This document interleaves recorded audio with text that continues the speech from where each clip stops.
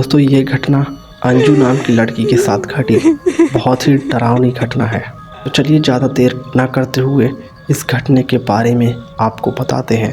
Start करते हैं। अंजू अपने दादी के साथ गर्मी की छुट्टियां बिता रही थी। ये गांव काफ़ी छोटा था और जंगलों से घिरा हुआ था और नदी के किनारे बसा हुआ था। ये गांव अजीब इसलिए था क्योंकि शाम होते ही सभी के दरवाजे बंद हो जाते थे। तो अंजू के मन में ये सवाल आया कि आखिर ये दरवाजे शाम के बेर सूर्य डूब जाने के बाद हमेशा सन्नाटा क्यों पसरा रहता है, चहल पहल क्यों नहीं होता है शाम के बाद। तो ये सवाल अपने दादी से बोली।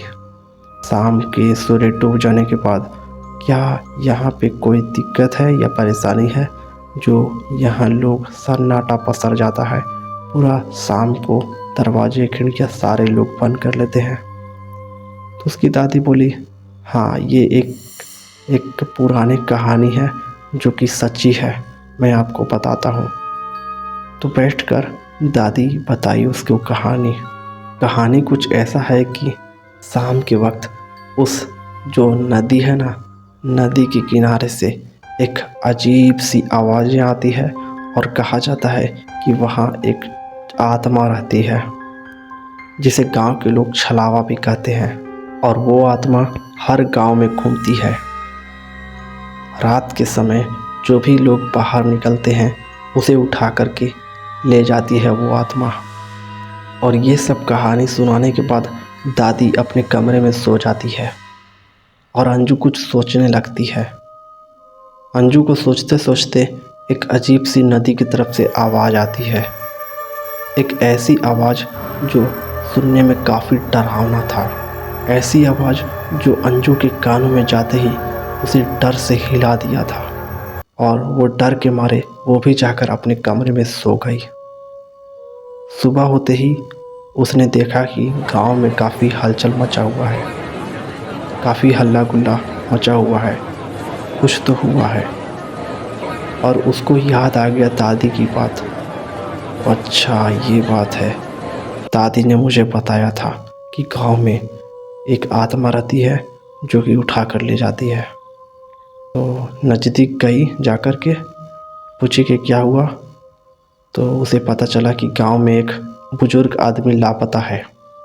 तो समझ गई कि अच्छा ये बात है, आत्मा का काम है ये। तो उस कहानी के बाद वो काफ़ी डर चुकी थी। उस घटना के बाद अंजू काफ़ी डर चुकी थी। जब उस दिन को बीत जाने के बाद 2-3 दिन के बाद वो नदी के पास दिन में टहलने गई। दिन में मतलब कि शाम को टहलने गई। टहलते टहलते देखा कि एक बच्चा नदी के पास जा रही है। तो अंजू को बहुत घबराहट हुई। उसने उस बच्चे को बोला कि ए तुम वहाँ मत जाओ नदी के पास। बच्चा बोले कि नहीं, क्या होगा क्या होगा क्या होगा। वो बच्चा थी, उसे क्या समझ था, लेकिन वो इग्नोर मारकर आगे निकल गई। और अंजू कुछ कर पाती उससे पहले वो नदी का उछाल पानी मारा और उस वो छोटी लड़की पानी में जाकर गिर गई। और अंजू बहुत घबरा गई और वो दौड़ कर जाकर के पूरे गांव वाले को बताई कि एक छोटी सी बच्ची गिर गई है पानी के अंदर। और गांव वाले आकर देखे तब तक काफ़ी लेट हो चुका था, वो लड़की गायब हो चुकी थी। बहुत प्रयास किए लेकिन वो लड़की नहीं मिली। इस घटना के बाद अंजू बहुत ही डिप्रेशन में रहने लगी। वो सोचने लगी क्या वो आत्मा उसे भी खा गई, अब कैसे होगा। वो बहुत सोचने समझने के बाद वो दादी के पास आकर बोली, दादी मैं इस गांव में अब नहीं रहूँगी, मैं जा रही हूँ शहर अपना। तो दादी ने कहा ठीक है जाओ, लेकिन ये मैं एक तावीज़ दे रही हूँ जो अपने पास रखना, उसे कहीं उतार कर फेंकना मत। तो बोले ठीक है दीजिए तावीज़। तो तावीज़ ले ली और शहर चली गई। अंजू को शहर गए हुए कुछ दिन अच्छा बीता और कुछ दिन के बाद अंजू सो रही थी एक दिन और वो सपने में पाई एक नदी के पास खड़ी हुई और वो बच्ची को खोजते हुए जो उसके सामने गिरी थी नदी में, उस बच्ची को खोज रही थी सपने में। तो वो लड़की को बहुत खोज रही, नहीं मिला, वो खड़ी थी। तभी उसके कंधे पर कोई हाथ रखता हुआ उसे महसूस हुआ। उसने पीछे मुड़कर देखा, जैसे ही देखा उसकी नींद खुल गई, वो उठ गई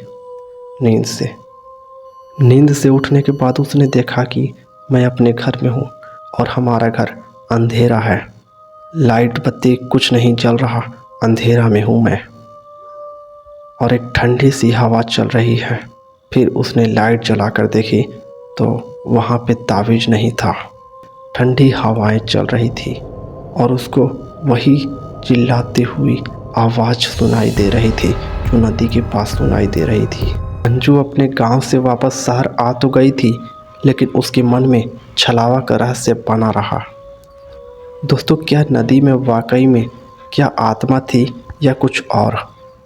दोस्तों, सबसे बड़ी बात यह है कि क्या वाकई में उसका तावीज़ काम आया था या फिर शहर में भी उस आत्मा उसे परेशान कर रही थी? दोस्तों, आपको क्या लगता है? आप हमें कमेंट कर ज़रूर बता सकते हैं। फिर मिलते हैं नेक्स्ट अगली हॉरर घटना के साथ। चैनल को सब्सक्राइब कीजिए क्योंकि मैं हूँ आपका भाई डजली भाई।